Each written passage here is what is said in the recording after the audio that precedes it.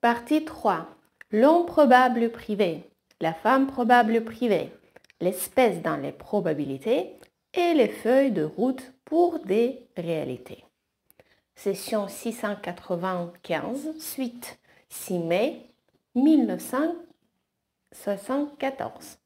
La pause prend fin à 22h45. Ceci est le début de la partie suivante. 3. Qui s'intitulera une pause. L'homme probable privé, la femme probable privée, l'espèce en probabilité et les feuilles de route pour des réalités. Accordez-nous un instant. Nous nous sommes servis ici de l'expérience privée de Rubur et de Joseph. À présent, j'aimerais cependant que chaque lecteur considère les membres de sa propre famille de manière à ce qu'il puisse accéder de façon plus directe dans son expérience personnelle à une compréhension de certaines idées que je veux présenter. Exercice pratique 7. Une pause. En vos termes, pensez aux ancêtres dans votre histoire familiale. Pensez maintenant à vous-même et à votre famille contemporaine. Pour cela, essayez d'imaginer le temps comme quelque chose de semblable à l'espèce. Si vos ancêtres vivaient au XXe siècle, considérez alors ce siècle, XXIe siècle. Considérez alors ce siècle comme un lieu qui existe aussi sûrement que n'importe quelle région de la Terre que vous connaissez. Voyez votre propre siècle comme un autre lieu. Si vous avez des enfants, imaginez leurs expériences dans 50 ans comme un autre lieu encore. Maintenant, pensez à vos ancêtres, à vous-même et à vos enfants comme à des membres d'une tribu. Chacun voyageait dans un pays différent et non pas à des époques diverses. La culture est aussi réelle et naturelle que le sont les arbres et les rochers. Alors, voyez les cultures variées de ces trois groupes comme des environnements naturels de ce lieu ou pays. Imaginez ensuite chaque groupe en train d'explorer l'environnement unique du pays dans lequel il s'est rendu. Dites-vous bien sûr que ces explorations se font toutes en même temps. Même si la communication est parfois défectueuse et que chaque groupe a du mal à communiquer avec les autres, imaginez toutefois qu'il y a une terre natale d'où venaient tous ces groupes à l'origine. Chaque expédition y envoie des lettres à la maison, commentant le comportement, les coutumes, l'environnement et l'histoire du pays dans lequel elle se trouve. Ces lettres sont écrites dans la langue natale commune, qui a peu à voir avec celle qui a été acquise dans tel ou tel pays. Une pause, puis avec humour. Dans leur foyer, papa et maman savent où sont allés leurs enfants. Ils lisent avec amusement, stupéfaction et émerveillement le courrier de leur progéniture. Dans cette analogie simpliste, papa et maman répondent à ces lettres, également dans la langue natale. À mesure que le temps passe, cependant, le souvenir de cette langue se perd chez les enfants. Papa et maman savent que les époques sont comme des lieux ou des pays, mais leurs enfants commencent à l'oublier et à croire qu'ils sont beaucoup plus séparés les uns des autres qu'ils ne le sont en réalité. Chacun a adopté un mode de vie indigène différent. Papa et maman comprennent. Les enfants ont oublié qu'ils peuvent se mouvoir à travers le temps aussi facilement qu'à travers l'espace. Accordez-nous un instant. Souvenez-vous que dans cette analogie, les divers enfants représentent vos ancêtres, vous-même et votre propre progéniture. Ils explorent la contrée du temps. Maintenant, dans votre monde physique, il est évident que la nature croît d'elle-même. Dans la contrée du temps, celui-ci fait de même. Tout comme vous pouvez grimper, tout comme vous pouvez grimper aux arbres et en descendre, en passant d'une branche à une autre, en montant et en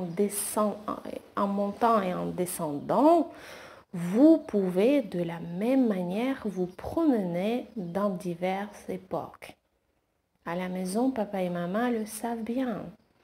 Tout l'arbre généalogique existe en même temps. Mais ce n'est qu'un arbre unique qui apparaît dans la contrée du temps. Il a des branches que vous n'escaladez pas, que vous ne reconnaissez pas et qui dès lors ne sont pas réels pour vous. Il y a donc des arbres généalogiques probables. La même chose est valable pour l'espèce. Une pause de près de 2 minutes commence à 23h12. Accordez-nous un instant. Il y a des réalités alternatives et celles-ci existent uniquement du fait de la nature des probabilités. Maintenant, accordez-nous un instant. Il y a des réalités alternatives et celles-ci existent uniquement du fait de la nature des probabilités. Maintenant, accordez-nous un instant. Les potentiels du vrai moi sont tellement multidimensionnels qu'ils ne peuvent être exprimés dans un seul espace ou temps. Toute personne qui en aime une autre reconnaît le potentiel infini à l'intérieur de cette personne. Ce potentiel a besoin d'opportunités infinies. La vraie réalité du moi a besoin d'une situation toujours nouvelle et changeante. Car chaque expérience enrichit et accroît donc ses possibilités. En masse, en vos termes, la même chose est vraie de la race humaine. Papa et maman, dans notre analogie, représentent le potentiel infini à l'intérieur d'une unité fondamentale de conscience, UC. Alors, pensez à vos ancêtres, à votre famille actuelle et à vos enfants. Et percevez en eux le vaste potentiel qui est là. Maintenant, imaginez votre espèce telle que vous la concevez et ses capacités littéralement infinies d'expression et de création, rien que dans les domaines dont vous êtes conscient. Aucune dimension unique, temporelle ou spatiale ne pourrait contenir cette créativité. Aucun passé historique unique ne pourrait expliquer ce que vous êtes maintenant en tant qu'individu ou en tant que membre d'une espèce. Point. Maintenant, accordez-nous un instant. fin de la dictée. 23h23. Une fois encore, Seth termine la soirée avec un peu de matériel sur un autre sujet. Récemment, nous lui avons demandé de conclure ainsi chaque session jusqu'à ce que nous en ayons terminé avec d'autres projets restés en attente. Fin à 23h33. Session 696. Mercredi 8 mai 1974. C'est aujourd'hui l'anniversaire de Jane. Elle a 45 ans. Je ne lui demande pas de tenir une session ce soir, mais elle la souhaite. En attendant que Seth se manifeste, Jane parle de la mort de ses parents. Pour un matériau sur la famille de Jane, voir la session 679, y compris les notes 4 et 8 ainsi que l'appendice 1 en lien avec cette même session. Son père, Delmer, est mort le 16 novembre 1971, à l'âge de 68 ans. Sa mère Marie est morte le 10 mai 1972 au même âge. Quand Jane était jeune, Marie l'avait souvent très sérieusement avertie. Quand je mourirai, je reviendrai te hanter. À cette époque-là, Marie, qui avait autour de la trentaine, était déjà handicapée par son arthrite. Et pour citer Seth, lors d'une session datant de 1964, elle avait souvent affirmé avec véhémence que la naissance de Rubur avait été pour elle une source de maladie et de souffrance, de son arthrite en l'occurrence. Elle disait que si c'était à recommencer, elle n'aurait pas d'enfant.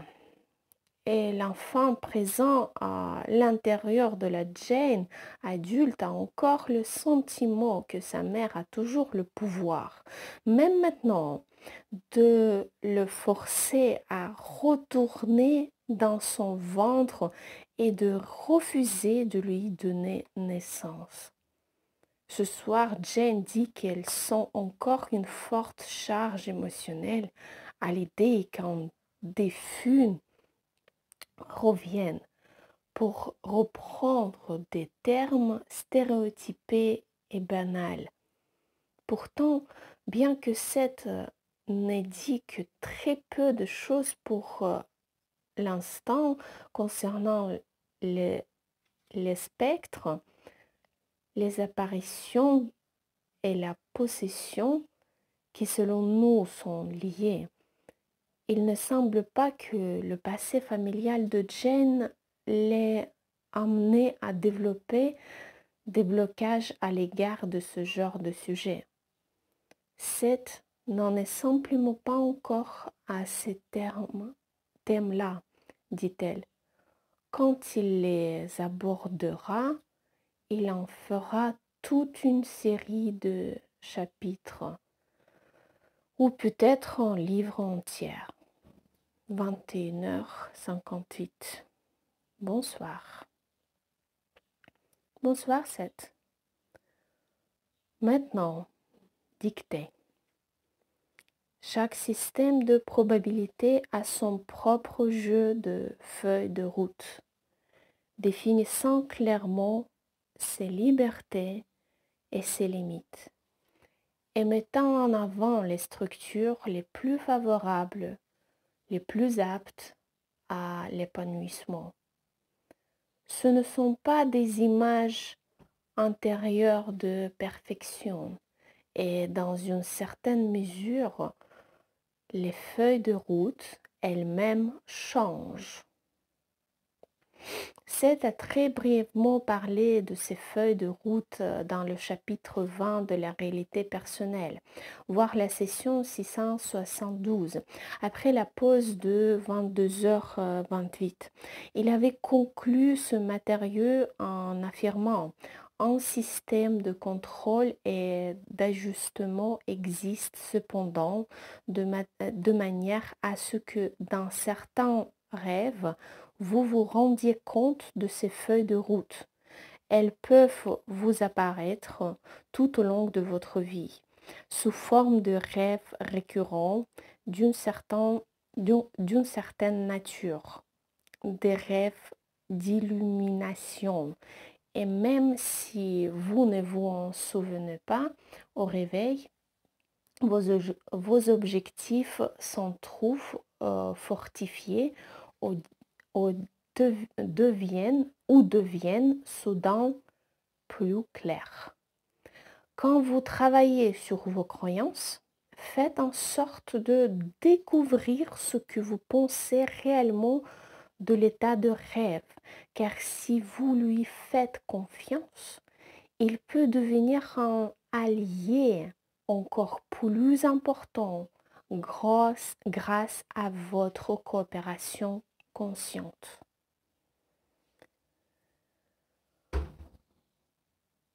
Les feuilles de route elles-mêmes changent, car l'action au sein de tout système de probabilité modifie automatiquement le tableau dans son ensemble.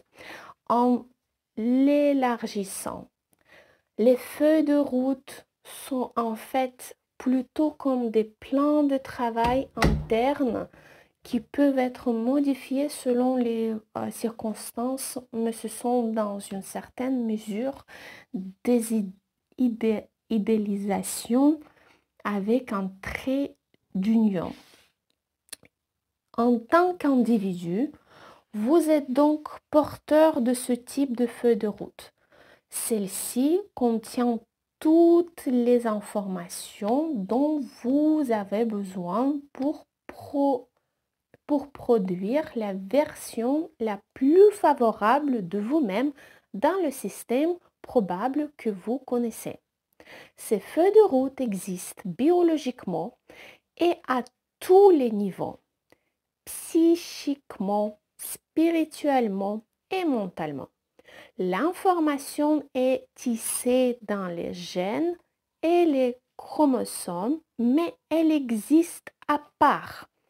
Et les structures physiques représentent simplement les porteurs d'informations. Ce matériau de 7 m'a rappelé ce que Jane m'avait dit la semaine dernière à propos de sa propre perception objectivée de l'information. Voir ces notes citées dans la préface de la session 694 du 1er mai. De la même manière, l'espèce en masse détient au sein de son vaste esprit intérieur de telles feuilles de route ou plans de travail. Il existe en dehors du monde physique et dans un monde intérieur, et c'est à partir de celui-ci que vous puissiez les théorier. Les idées, et c'est à partir de celui-ci que vous puissiez les théories, les idées, les civilisations et les technologies que vous traduisez ensuite physiquement.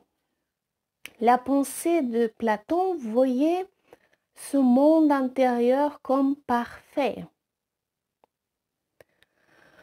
Platon, le philosophe, poète et logicien grec, a vécu environ de 427 à 347 avant Jésus-Christ. Tout au long de sa vie adulte, il a traité de ce qu'il considérait être les idées de l'homme données par Dieu dans une série de dialogues ou de discussions libres. Telle que vous la concevez, cependant, la perfection suggère toujours quelque chose de fait, d'achevé ou d'insurpassable. Et ceci nie bien sûr les caractéristiques inhérentes à la créativité qui en fait cherche toujours à se surpasser. Le monde intérieur et idéalisé de Platon aboutirait en définitive à un monde mort, car les modèles de toutes les extériorisations y sont considérés comme étant déjà réalisés, achevés et parfaits. Nombreux sont ceux qui ont vu ce monde intérieur là comme la source du monde physique, mais ils ont imaginé que le but de l'homme était simplement de construire physiquement ces images parfaites au mieux de ses capacités, avec beaucoup de force. Dans ce tableau-là, l'homme lui-même n'a pas aidé à créer ce monde intérieur ou n'en a rien contribué à sa beauté. Il pouvait au mieux essayer de le dupliquer physiquement sans être jamais capable cependant d'égaler sa perfection en ces termes. Dans cette version d'une réalité intérieure-extérieure, le mouvement de va-et-vient, l'échange mutuel entre l'intérieur et l'extérieur est ignoré. Étant une partie de ce monde intérieur-là, du fait de la nature de sa propre psyché, l'être humain joue automatiquement un rôle dans la création de ce feuille de route qu'il utilise à un autre niveau comme guide. Une longue pause, les yeux fermés.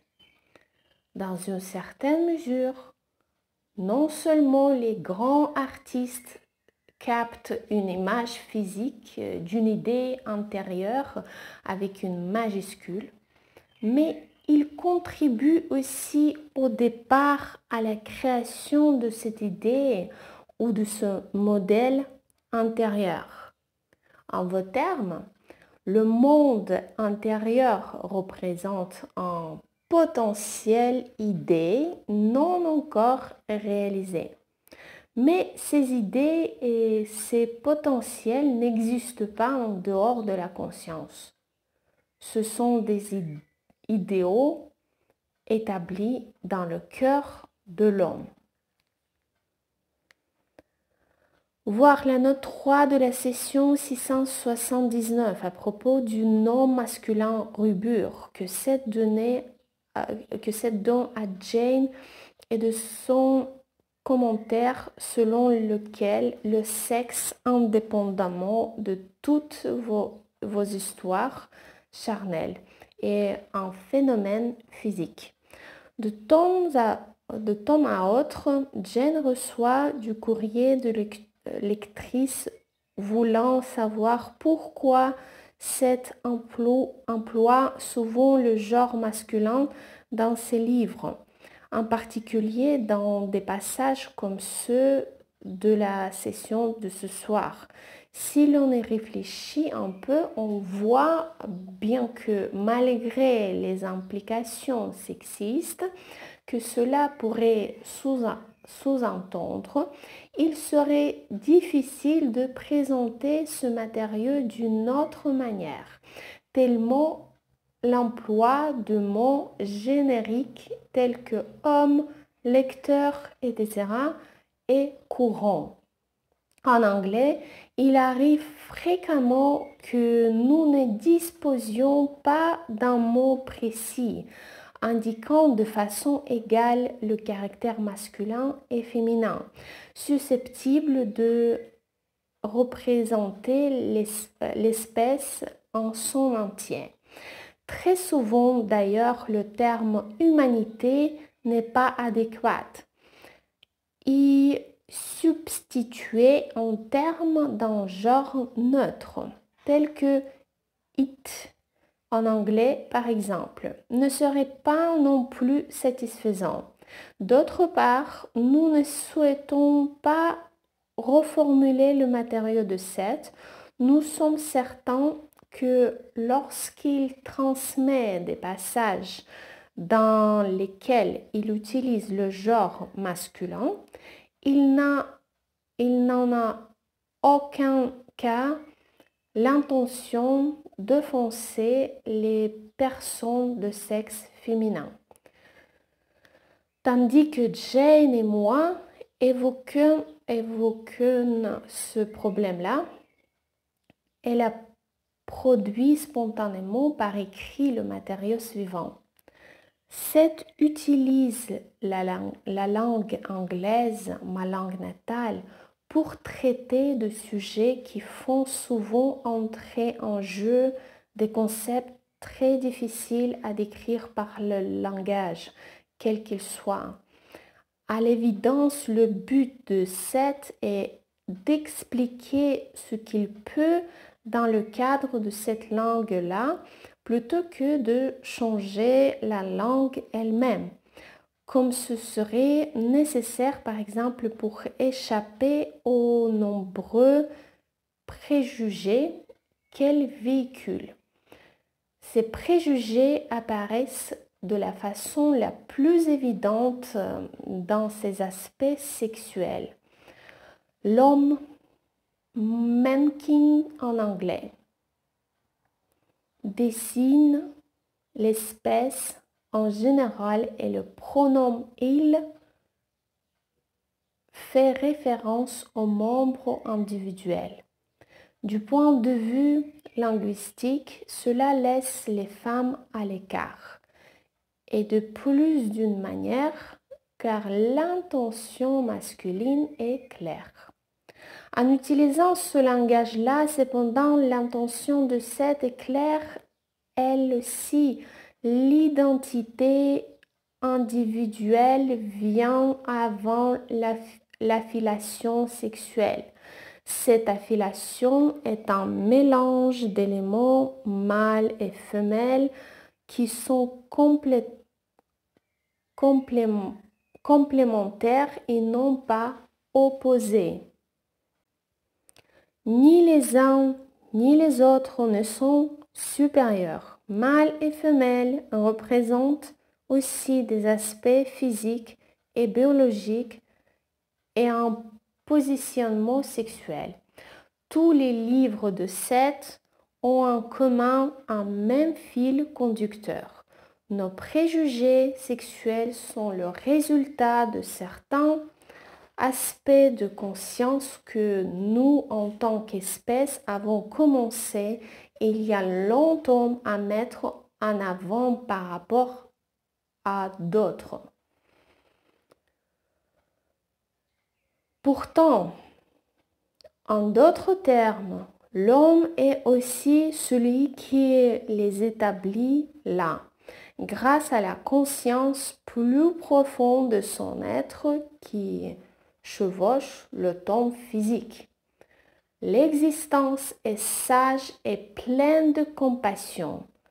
Donc, en certains termes, la conscience se connaît elle-même en tant qu'homme a émis de futures extensions d'elle-même dans la structure temporelle que l'homme allait connaître et elle a planté avec amour des panneaux indicateurs pour pouvoir les suivre plus tard. Accordez-nous un instant.